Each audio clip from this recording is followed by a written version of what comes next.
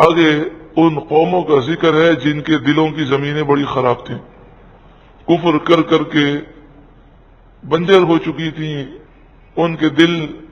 مریض لا علاج تھے، ایسے مریض تھے کہ جن کا علاج نہیں تھا۔ سب سے پہلے نوح علیہ الصلوۃ والسلام کے دور میں جو کافر تھے ان کا ذکر کیا جا رہا ہے۔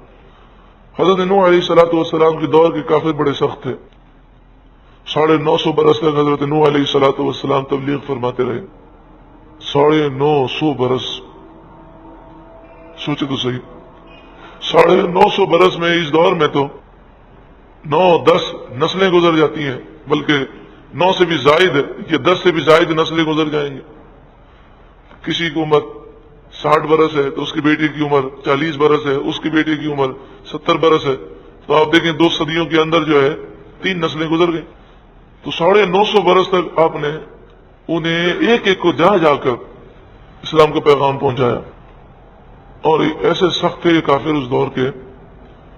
کہ ساری رات یہ آپ کے خلاف پتھر جمع کرتے تھے، ساری رات ان کا کام یہ تھا، اور صبح جب آپ لوگوں کو نصیحت کرنے جاتے تو پیچھے پیچھے آپ کے ہوتے اور آپ کو پتھر مارتے، سارا دن وہ پتھر مارتے اور سارا دن آپ تبلیغ دین فرماتے، سارا دن ان کی یہ حرکتیں ہوتی، لیکن جب صبح ہوتی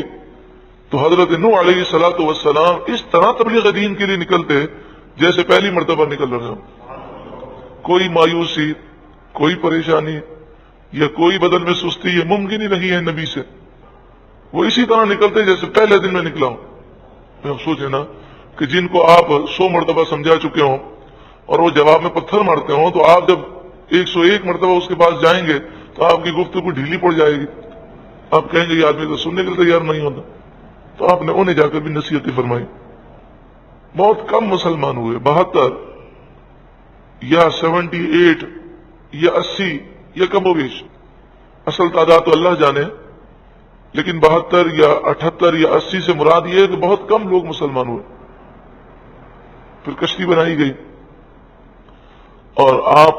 بھی سوار ہوئے کشتی میں، مومنین بھی، اور جتنے جانور تھے ان کا ایک ایک جوڑا کشتی میں سوار کیا گیا، اور پھر طوفان آیا اور زمین پانی سے ایسی بھر گئی کہ پہاڑوں کی چوٹیاں بھی وہ غائب ہو گئیں اور سب ہلاک ہو گئے۔ 6 مہینے تک پانی سے زمین بھری رہی، اور 6 مہینے کے بعد جب کشتی جودی پہاڑ پر رکی تو 10 محرم کا دن تھا، عاشورے کا دن، آپ نے روزہ رکھا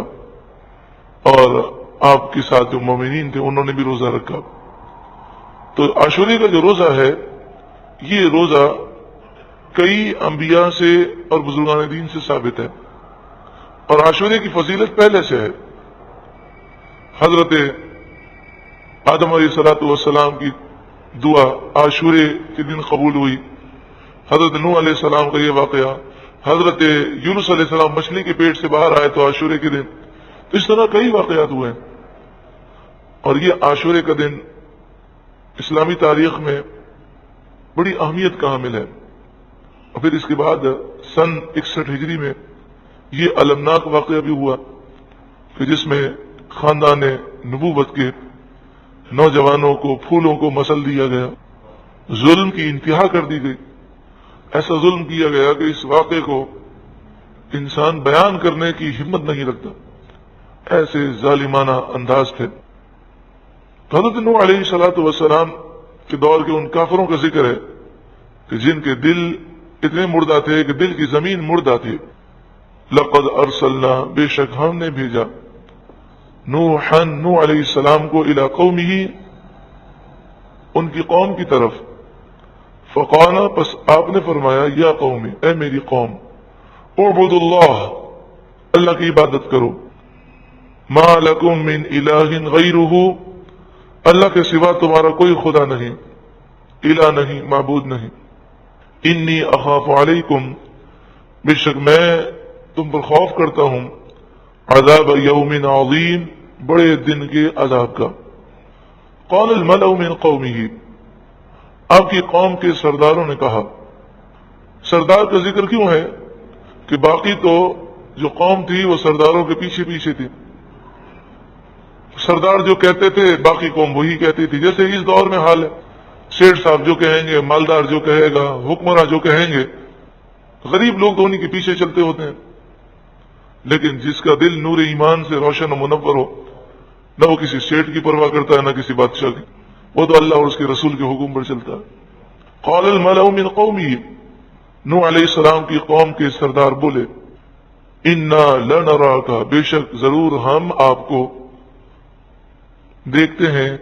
فی ضلال مبین، کھلی گمراہی میں۔ ہمیں افسوس کرنے کی موجودہ دور میں کوئی حاجت ہی نہیں ہے۔ اگر کوئی دین سے دور ہے اور وہ سنتوں کا اگر مذاق اڑاتا ہے، یا وہ جو پردہ کرنے والے کو، داڑھی رکھنے والے کو، نگاہوں کی حفاظت کرنے والے کو، حرام سے بچنے والے کو وہ کہتا ہے بے وقوف ہے، تو یہ کوئی تعجب والی بات نہیں۔ انبیاء کے متعلق لوگوں نے اس طرح کی باتیں کہی، حالانکہ خود یہ کافر کھلی گمراہی میں تھے، لیکن نوح علیہ السلام کے متعلق وہ ایسی بات کہہ رہے ہیں۔ قال یا قوم لیس بی ضلالہ، آپ نے فرمایا اے میری قوم، میں گمراہ نہیں ہوں، مجھ میں کچھ گمراہی نہیں ہے، ولکنی رسول من رب العالمین، ہاں لیکن میں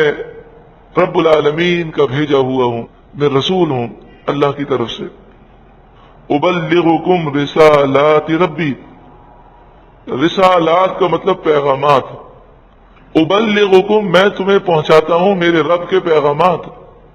وانصح لکم اور میں تمہیں نصیحت کرتا ہوں، میں تمہارا بھلا چاہتا ہوں، وَأَعْلَمُ مِنَ اللَّهِ مَا لَا تَعْلَمُونَ اور میں اللہ کی دربار سے وہ علم رکھتا ہوں جو تم نہیں رکھتے، میں تمہیں ڈرا رہا ہوں، یعنی وہ عذاب میں دیکھ رہا ہوں جو تمہاری طرف بڑھتا جا رہا ہے، تمہیں اس کا علم نہیں۔ اب عجبتم، کیا تمہیں اس بات پر تعجب ہے، ان جاءکم ذکر من ربکم کہ تمہارے پاس تمہارے رب کی طرف سے نصیحت آئی،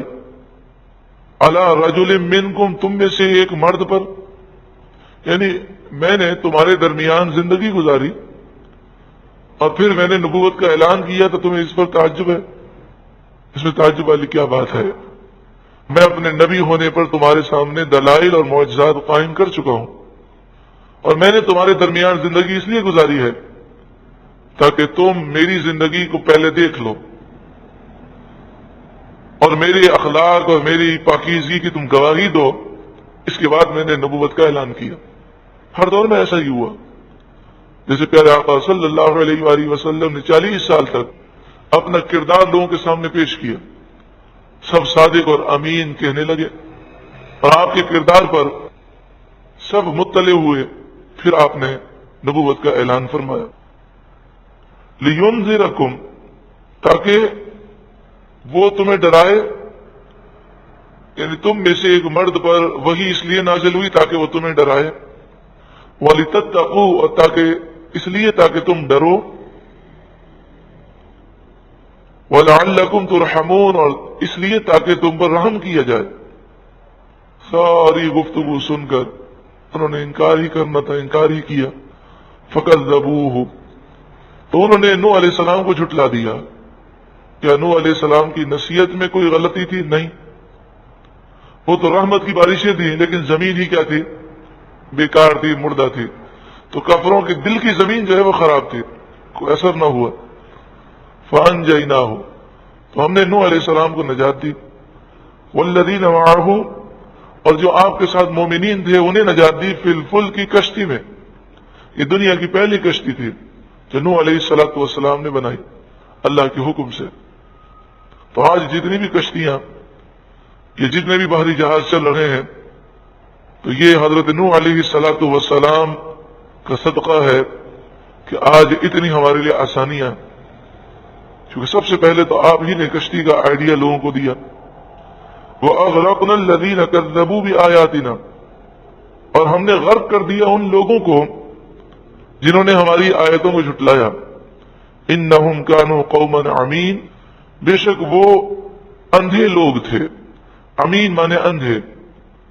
انہیں کچھ حق نظر نہیں آتا تھا، حق کو تسلیم کرنے سے انہوں نے انکار کیا۔